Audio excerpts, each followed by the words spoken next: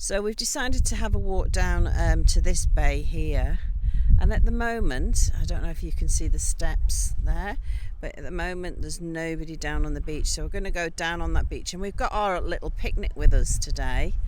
So we're going to have our picnic down on there and take our seats, but this is just absolutely beautiful.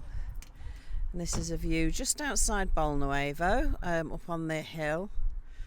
And we've got some big swings that we're going to go on in a bit as well.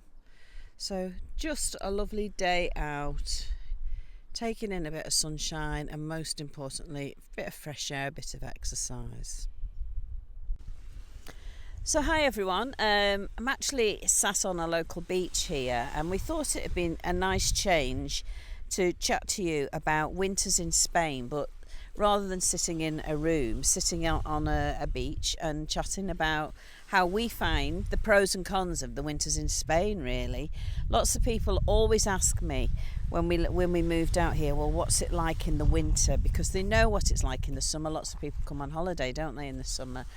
But I think because people are thinking all year round and would like to live here all year round, they start thinking, well, but what is it actually like in the wintertime? What's it like living there? And is it any different to in the summertime? So we're going to run through a few different things that we think and we've found in the last 4 winters that we've spent here. And any questions or any comments, please don't hesitate to ask us, really. So Colin, tell us a little bit about what your feelings are about the winters with relation to the houses and the fires and things like that we have. Yeah, look, we live in an urbanisation, a place near Mazarron, and they're built sort of mid-90s, 2000s onwards, and they were built like a lot of Spanish homes to really get rid of the heat. 6 months of the year here is summer, frankly, and in the height of summer you can get very, very hot. So they are built, get rid of the heat, single glazed, concrete built, quite open. Now the problem with that is, come the winter, when it does get cold, you know, we had our little bird baths were frozen over this morning. It can get cold, low single degree figures first thing in the morning because it's gone cold overnight, and that can be an issue. So most people here have some sort of heating, mostly log burners and wood pellet burners, and a few people do have central heating installed. And do you think that's enough for keeping the house warm during the evening? I do. I think there's other things you can do. You know, we sort of like candles for a bit of atmosphere, which helps. I think you could, if you have an particularly open plan house, there's ways of covering doorways with drapes for the winter. Yep. I know, not everybody's cup of tea, but bear in mind that even through the winter, every day, like today, you can get out and get plenty of sun on you. Okay, so quite a few people have said to me that yes, but everything closes and shuts down for the winter, and people don't tend to go out as much. So what's your feeling on that? Yeah, I think the latter one, where people don't go out as much. It's like January back home. You don't get out and about as much. But as for things closing down, well, we've just come up through a place called Bolnuevo, and both their main restaurants here are open. It's lunchtime. There's plenty of people about. They perhaps open up more only towards the weekend and over the weekend, less so at the start of the week.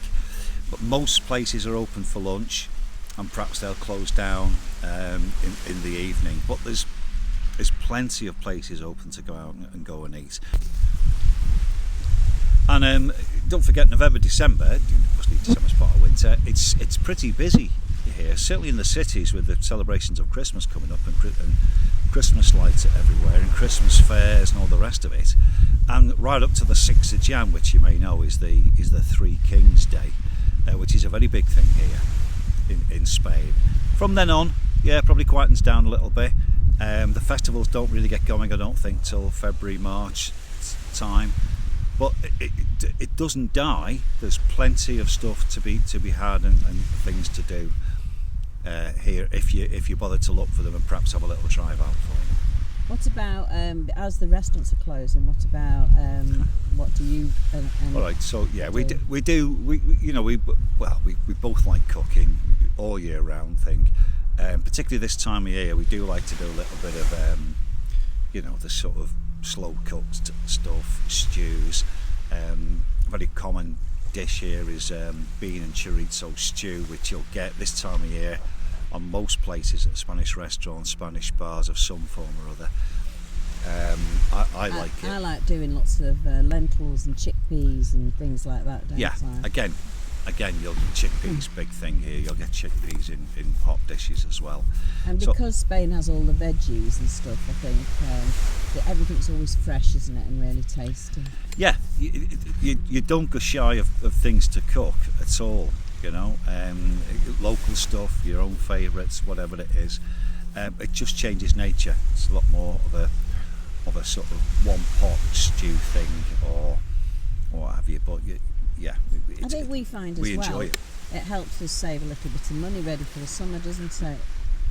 There's a fly annoying. Yeah, there you go. That's how warm it is. The flies are out already. So one of the other things that we find we change is we swap our wardrobes over. So in the summer, obviously, which is quite a lot of months, so I would say from probably mid-March right through to end of October time, really, we can be in our summer wardrobes, and then those few months in between we go into what we call our winter wardrobes.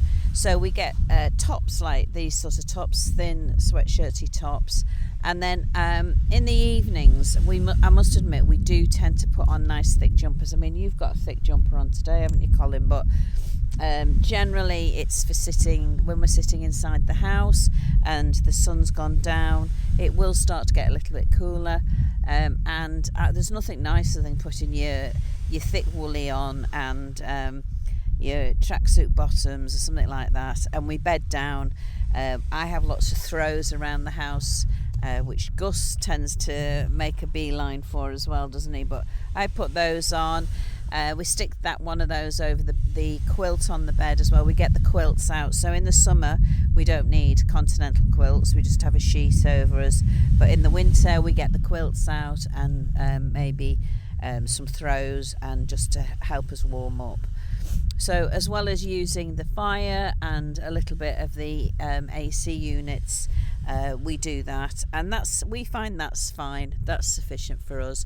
But there is definitely people who say, oh, you get lovely warm winters. They're forgetting to tell you that at night time it can get quite chilly, so beware of that. But it's as long as you wear the right clothes and know how to shut down, so to keep the heat in, and get yourself a good log fire or a pellet burner, then that generally works fine.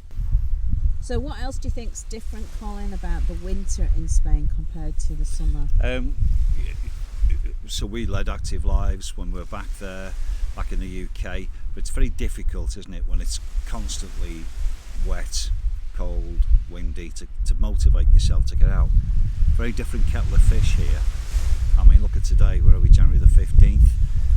We've just seen a guy go past on a paddleboard in the sea. It's a bit cool. Rather him than me. Yeah, shorty wetsuit, but it's doable. If you thrash about, you'll get warm. And people are walking all over, cycling. You perhaps have a top on or an extra top ready in case it gets too chilly. But it's an active lifestyle. It's easy to get out, to get walking, cycling, yes, go mad with your swimming, whatever it is you like to do. It's just so easier to do it. You don't have to make great plans in case the weather turns against you. Pack the boot of your car with all sorts.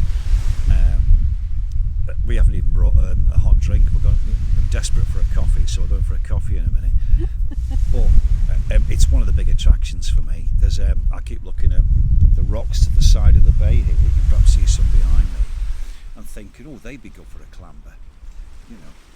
That just could be me. But not after you've just had a hip replacement, I wouldn't think. Just give it a little bit of time. Well, perhaps, yeah, give give them another week or two. But yeah, it encourages you to lead an active life. And as we What get about your swimming though? When did you stop swimming, would you say? Stopped swimming probably mid-October. Although the sea is actually still a bit warmer than your pool at that time and still doable. We were in the sea a sunny day in late October, weren't we, when we had friends out, relations out.